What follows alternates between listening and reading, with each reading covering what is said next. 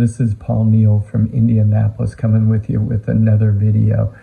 And pardon the raspy voice, I'm a teacher. And to add on to that, I'm a PE teacher. So I'm used to talking through and over children. And so my voice gets worn out, and by the end of the week, and at this point of the school year, my voice is kind of raspy. So bear with me with that. I've got a cough drop in my mouth to help just soothe and soften it a bit.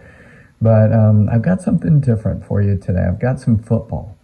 Most of what I do is vintage, and that's really where my heart and my interest is.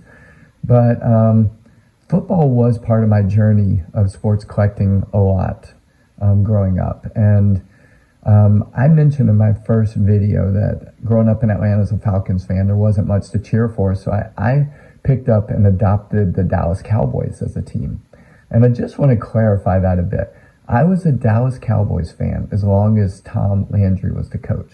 But once Jerry Jones bought the team and fired Tom Landry, I ceased and ended being a Cowboys fan. And so I just want to give a shout out. This opens up a chance to another YouTuber that this will be a transition and connection to. But his channel is J Average Vintage Collector, and I just wanted to give him a shout out, and I wanted to just thank him. He has been the only person who's commented on all my videos, and as you know, starting out something, it can be just feel lonely and discouraging at times, and so just to get his comments have been encouraging and great, and I'm thankful for him, and I'm thankful for Jay up in Buffalo stepping out. And the segue with the Cowboys to Buffalo is that I cheered for Buffalo in those two Super Bowls that they lost to Dallas. I was hoping they'd beat the Cowboys and humble them.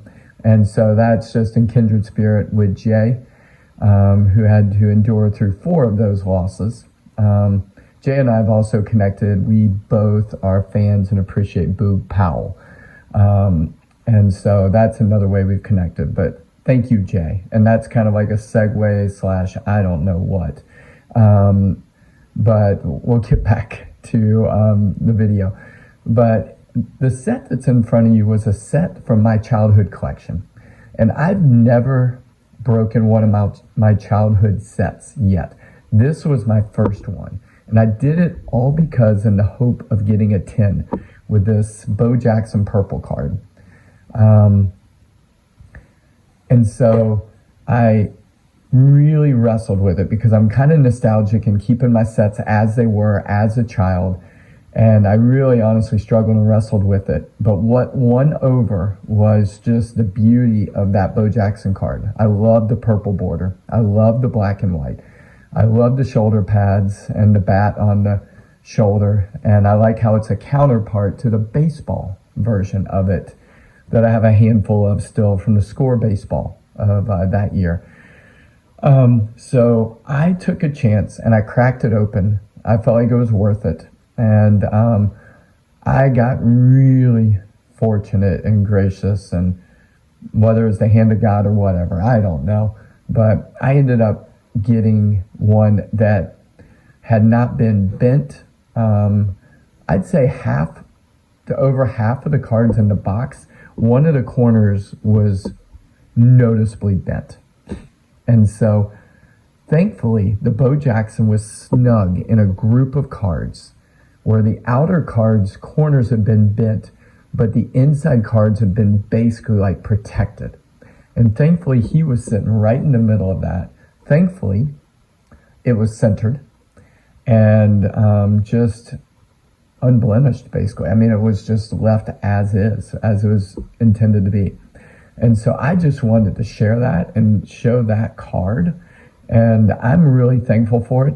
The reality is, as much as I like that card, it's going to get sold or traded for a vintage card. I love vintage and enjoy the vintage cards too much. And so I will enjoy it for as long as I have it until that vintage card that grabs my heart or mind, whether it's a Clemente, a Monte Irvin, I'm curious about adding. I don't have a Monte Irvin card. I've got another Monte Irvin piece that I will share at some point.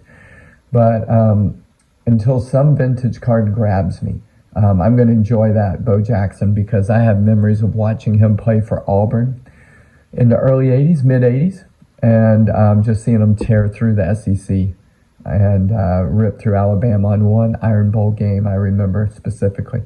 But I just wanted to share this little story and my experience with this. I wanted to shout out Jay, Average Vintage Collector. He has more subscribers than I have, so honestly, it's kind of funny. I'm not coming from, he's ahead of me, but I'm just thankful for him. I wanted to just give him some attention. And even if one or two of y'all just subscribe to him, that would be great. And I just want to put a wrap on this video before I keep talking. I hope you keep having fun. Thank you for your time and attention. I really appreciate it. And I do actually want to give one more shout out real quick. My 16-year-old son put this all together.